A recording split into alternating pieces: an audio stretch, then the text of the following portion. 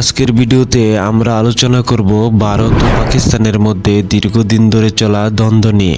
এই দ্বন্দ্ব কবে থেকে শুরু হয়েছে, কি নিয়ে দ্বন্দ্ব, কতবার যুদ্ধ হয়েছে এবং কোন যুদ্ধে কে কতবার জয়লাভ করেছে, সবকিছুই জানবো এই পর্বে। তাই ভিডিওটি শেষ পর্যন্ত দেখতে থাকুন।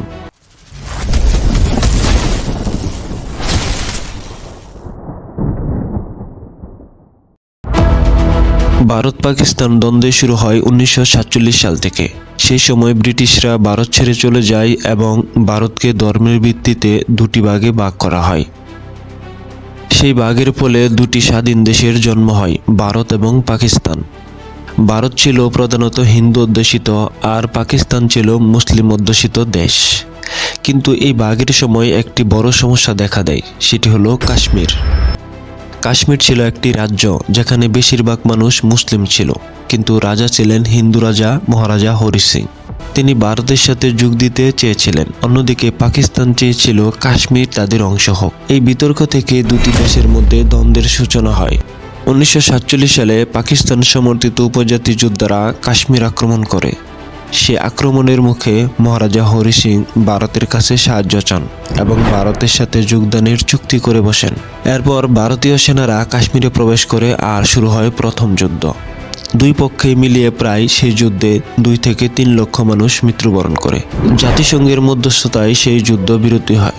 ফলাফল কাশ্মীর 2 ভাগে ভাগ হয়ে যায়, তবে এতে কোনো পক্ষ স্পষ্টভাবে জয়লাভ করেনি। দ্বিতীয় যুদ্ধটি সংঘটিত হয় 1965 সালে। সেই যুদ্ধে পাকিস্তানের মৃত্যুবরণ করে প্রায় 3800 মানুষ আর ভারতের মৃত্যুবরণ করে অসংখ্য মানুষ। সঠিক সংখ্যা জানা যায়নি। সেই যুদ্ধ স্থগিত অবস্থায় শেষ হয়ে যায়, কোনো পক্ষ স্পষ্টভাবে জয়লাভ করেনি। তৃতীয় যুদ্ধটি সংঘটিত হয়েছিল 1971 সালে, যা বাংলাদেশকে কেন্দ্র করে। এতে পাকিস্তানের মৃত্যুবরণ করে 3900 জন মানুষ আর ভারতের মৃত্যুবরণ করে প্রায় 5500 জনের। যুদ্ধে ভারত জয়লাভ করে এবং পাকিস্তান আত্মসমর্পণ করতে বাধ্য হয়। চতুর্থ যুদ্ধ সংঘটিত হয়েছিল 1999 সালে, যা কার্গিল যুদ্ধ নামে পরিচিত। কার্গিল যুদ্ধে সামরিক এবং বেসামরিক জনসংখ্যা মিলিয়ে পাকিস্তানের প্রায় 4500 মানুষ মৃত্যুবরণ করে এবং ভারতের মৃত্যুবরণ করে মাত্র 527 জন। ভারত পাকিস্তানি আক্রমণকারীদের ভারত থেকে বিতাড়িত করতে বাধ্য করে এবং 2019 সালে পাকিস্তান আবার হামলা করে। সে হামলা পুলওয়ামা হামলা নামে পরিচিত। সে হামলায় ভারতের অন্তত 40 সেনা প্রাণ হারায়। তাহলে এখন প্রশ্ন হলো, কাশ্মীর এত গুরুত্বপূর্ণ কেন? কারণ কাশ্মীর হিমালয়ের কূলে অবস্থিত, যা সামরিক দিক দিয়ে অত্যন্ত গুরুত্বপূর্ণ।